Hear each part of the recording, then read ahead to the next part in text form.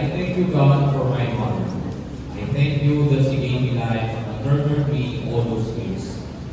She gave me my faith, helping me to know you and to know Jesus and His ways.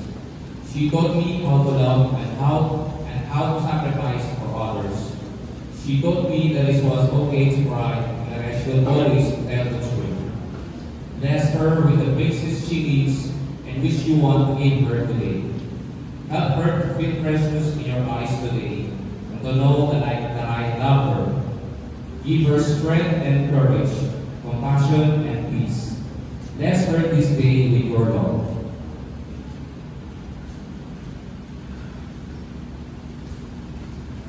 Loving God as a mother gives life and nourishment to her children, so you watch over your church.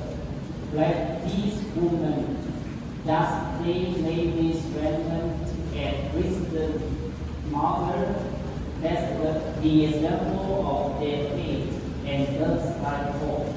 Grant that we, their sons and daughters, may honor them also with a spirit of profound respect. And may Almighty God bless you all, the Father and the Son and the Holy Spirit.